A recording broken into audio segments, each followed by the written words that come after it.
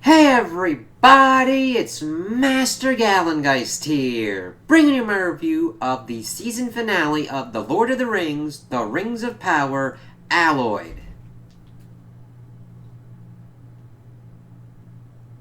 Alloyed, yes.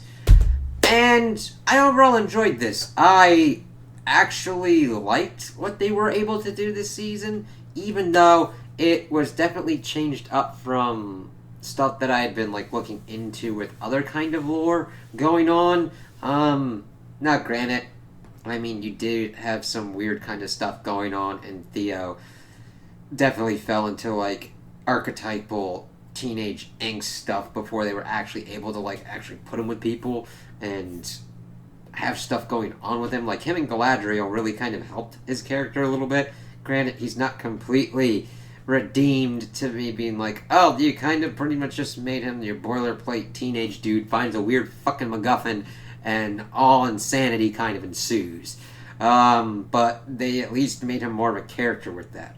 This doesn't really deal as much with characters except for the mysterious stranger and Halbrand and everything that kind of works around this. We don't really see Durin or his wife or anything like that, or anything with the Balrog or whatnot. His focus is more on the actual forging of the three Elvish rings of power and how it kind of comes about with that, and also more of what's going on with the stranger. How do I want to do this?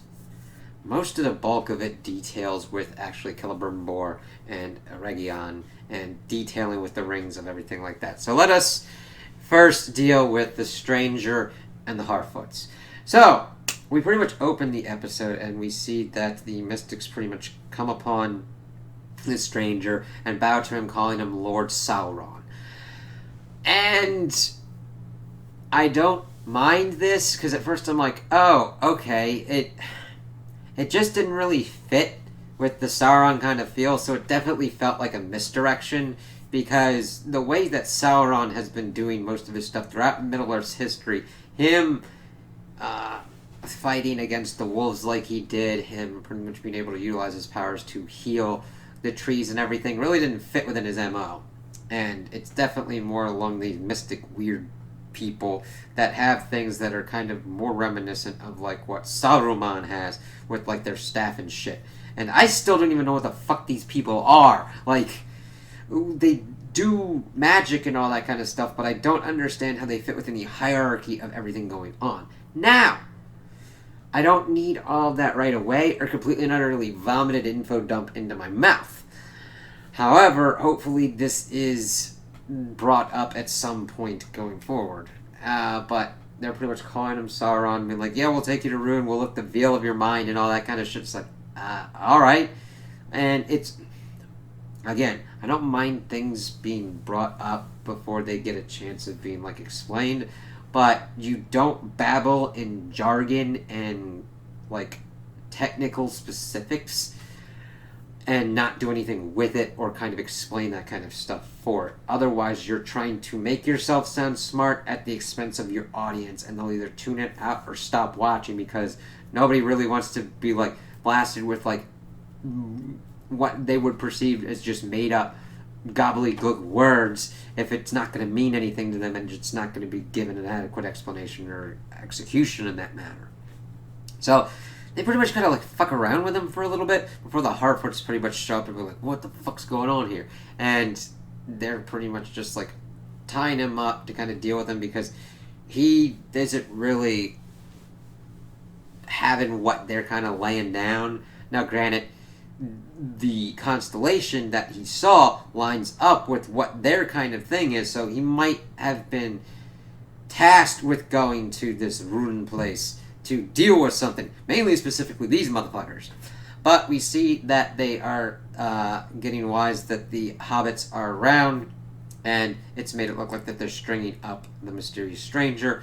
But then one of the other hobbits see that the stranger's tied up but in the brush, and it's actually one of the other people. As they start fighting, Sadoc gets grievously injured and will eventually succumb to his wounds.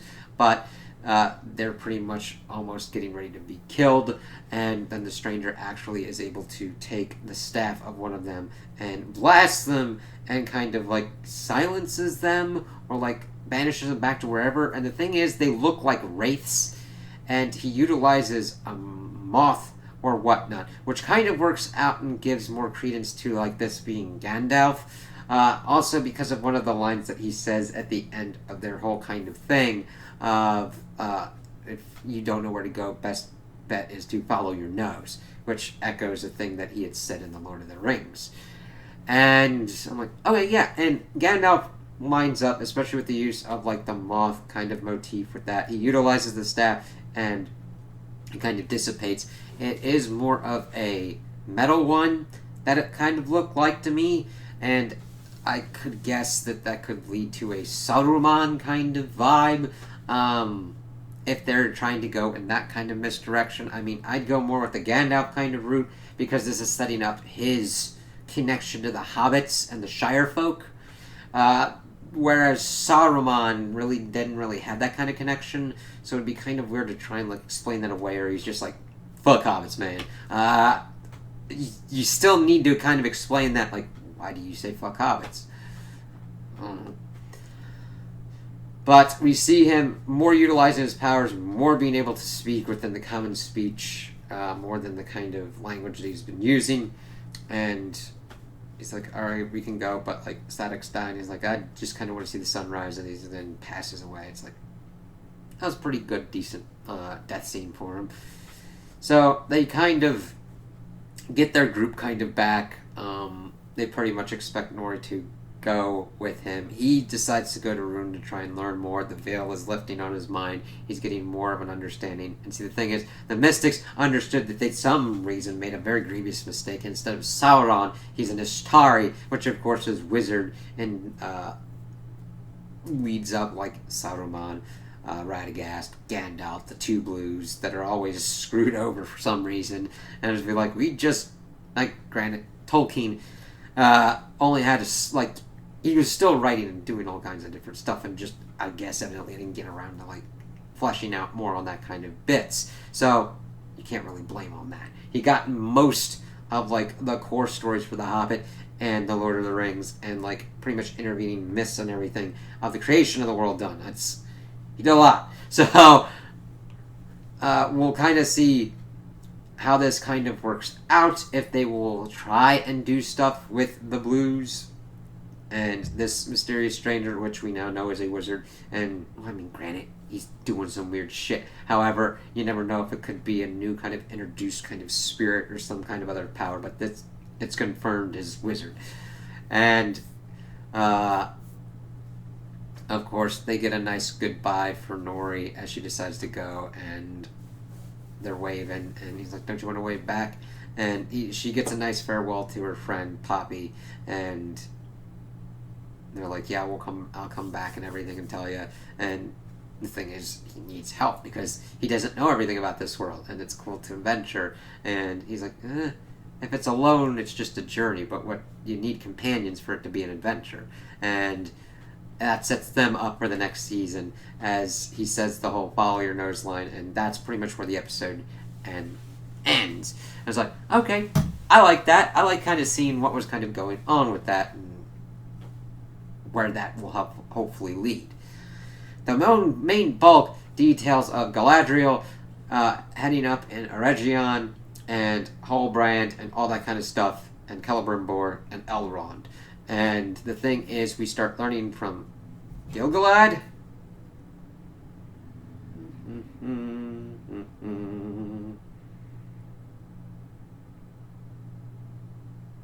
Come on. Alright. Gonna make me go to the characters. Gil-galad, yes. It's like, we really don't have that much time. And Elrond's just like, give it 3 months. And he does also apologize to Galadriel. We do get character moments. It's like, I should have listened to you more. And she's like, listen, I was out of line as well. But she's like, I need like, they need to rebuild the kind of trust. It's not like a grievous kind of breach. It's not like he took a chicken and frickin' like tried to beat her to death with it. It's not like, I tried to kill you with a chicken, kind of. I know that's a kind of weird example, but it's not like Elrond went, I'm gonna end you. And it's more like, you've definitely got PTSD, you've got, hopefully this can, like, help you, but the thing is, she wasn't going about it the right way, but she was right that Sauron was doing kind of funky ass shit, needed to be stopped, and is still a force within Middle-earth. So, Gil-galad's like, this shit's fucking up. We gotta get out of here right now. And Elrond's like, let's just detail this shit. We see that Halbrand pretty much gets, like, healed very quickly, which pretty much is like, alright, what the fuck's going on? Celebrimbor's trying to figure out, it's like, this is the only mithril we have. This little bit that Durin gave to Elrond. And he's like, alright, then why don't you make one thing? And at first they're going to make it into a crown. However, the trying to working with it wasn't going to work, so they're thinking about splitting it into, like, 3 separate things. And Halbrand is giving all these various kind of, like, hints and everything, and you're like, yeah, he's Sauron. And you do get that reveal, but it works. You know what I mean? Like, the misdirection was like, okay, I don't know if it's going to be that easy. And then it's like, the way he's working with Celebrimbor and the forging of the 3 rings of power for the elves, you could definitely see. So it'll be interesting, because we see him kind of doing his kind of deception and his point of view kind of thing, and I'm like, yeah, okay, we'll see if this is actually true. And we see him talking about how, okay, that's the thing, because they're trying to do certain things and working with it, because they're trying to do a lot of, like, heat and making more kind of forcing metals together with the mithril to try and, like, still utilize it. Because Halbrand brings up the whole thing of, like, using an alloy to augment and amplify the power of what you've got, which makes sense. Since you only have so little, if you get something that harmonizes with it, that you actually don't have to force as much onto it, because you see certain things exploding and everything, and Celebrimbor's like, what the fuck's going on? And of course, Galadriel is looking into the lineage of Halbrand and sees that the line was broken and that there's no king, and of course that leads to the whole Sauron reveal. And that gives them to, like, the whole kind of forcing thing, and they start seeing that they need to do some other kind of things. They need gold and silver from Valinor. Of course, those would be the most kind of in line to, like, augment the light-giving powers of the mithril, and she gives up the dagger that she's been carrying the whole season from her brother. And it starts pretty much to be utilized that way. Granted, the way I'm kind of recounting it is kind of a little bit different with how it kind of, like, works out episode flow wise, because she does find out the whole stuff about Halbrand, confronts him about it. He of course reveals himself as Sauron, and that he's doing this, he wants to heal Middle-earth, according to him, and offers Galadriel the chance to be the queen, and that if he and her ruled together, they would balance each other out, which is an interesting kind of offer.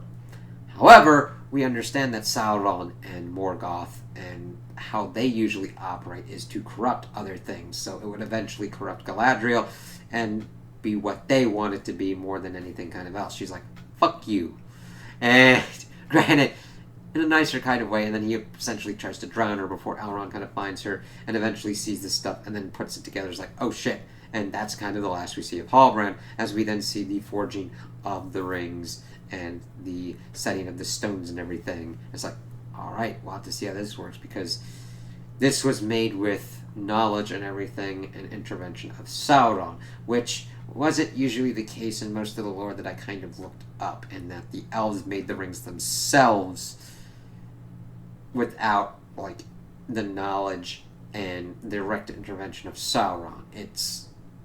We'll have to see how it kind of works and shakes out. I don't know, because sometimes you can shift a plot point or whatnot, or change it in an adaptation, and it can have vast ramifications of either good or ill. I don't know how that will shake out for this. We also see that Sauron makes it to, like, Mordor. It's like, and kind of walks off. But Elrond is like looking on. He's not really saying much after the Forging of the Rings. Just like, well, let's see how this kind of works out. Also, a little bit that we got is that Elendil and Muriel had a kind of moment of pretty much almost seeming like they're gonna get together, and we saw that like his daughter was pretty much part of this like contest to design pretty much the stone that would be used to immortalize the king when he dies. And he's just like talking about weird shit, and then like opens up the thing to the Palantir, and she goes up, and that's kind of it. And then Elendil and Muriel come, and we see the banners that the king has died.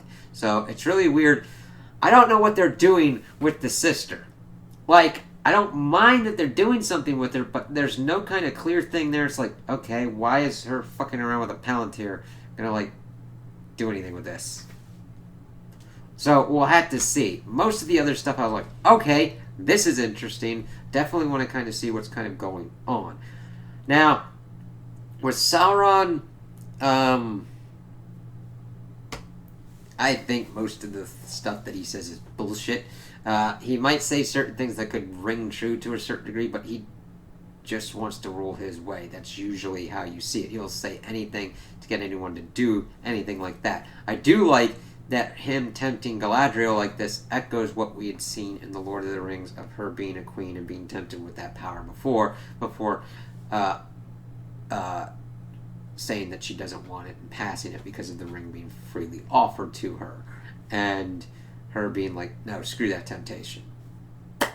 So we'll see how that kind of stuff works out. I did like that they were able to eventually kind of temper Galadriel. It was just getting to that point. Elrond I like as a character, and I like the actor that they've got for him, and I kind of want to see more of his relationship with Durin and with Galadriel, and what's going to be going on with like Celebrimbor and what they've been doing with these rings, and how it'll link up to the other rings and Sauron forging, of course, the One Ring. Now, granted, then that'll lead to like the whole kind of thing that we'd seen in the beginning of like the Lord of the Rings, and Isildur getting it. Now, Isildur is still just like stuck in Mordor, so I don't get that. Because we didn't see jack shit. He like was in a house like kind of like, unless that was not Isildur, and instead Elendil has another Isildur. That would be fucking weird. So I don't know. There are weird things going on. Like, we'll have to see how it kind of works out. Because at this point, either Isildur died, and we're going to have to get another one, or he's going to be stuck in a flamed out fucking Mordor house for a season, and what's going to go on with that? So that's a kind of problem because of how big of a player he eventually is with what goes on with Sauron and standing up for him getting the ring and putting in motion the Lord of the Rings. Yeah, those are the main things. I did like the eventual reveal of Sauron and how it was executed, and him kind of detailing what motivations he wanted to kind of reveal and utilize for his deceptions with Galadriel. I liked seeing the stranger finally like get into his own and being revealed as a wizard, and what's kind of going to be going on with that, and setting up on his next motion for the journey, and having a Hobbit companion with that. Galadriel will be interesting to see how she tries to combat this threat, if she moves from a complete martial kind of force of like being a soldier to more of a tactician or magical kind of person, or utilizing more of the rings, the three rings that the elves have used, to make it so that way the elves could stay and like fight these darker forces. Like, there's a lot of potential, and I think this has at least a good enough kind of point to do those kind of stories, but it's if they can and how expensive that's going to be. Because the production value of this was fucking great. Like, even with any kind of CGI, it didn't look completely and utterly fake to me. It's expensive as shit, and I don't know how much money Amazon is getting back on this. Now, granted, if they do need to scale back, they just need to scale back wisely enough. To where it doesn't like truly and utterly affect what's going on, costuming and everything. Like, if it's between costuming and utilizing heavy CGI definitely go with the costuming to make sure that you have that consistent kind of flow and use a less is more approach for certain kind of things instead of just going CGI fucking happy. That's just my opinion. They could go fuck balls wild and decide, I got money for days, and fucking crack it out, and then can only do like 2 or 3 more seasons instead of the 5. You have to be careful with that shit. But I enjoyed the stories and the characters, even though there were some weird, stupid fucking things that happened, and I'm just like, the mountain bit still, it hurts me. It breaks my brain, and I still don't have like the suspension of disbelief on that kind of thing. I'm like, yeah, all those people should have been dead. But we'll kind of see where this goes going forward. Yeah. So those are my opinions on the season finale and this season. Let me know what you guys think in the comments below. If you liked it, if you didn't like it, if you agree with me, if you disagree with me. Also like and subscribe, and I hope you have a good day.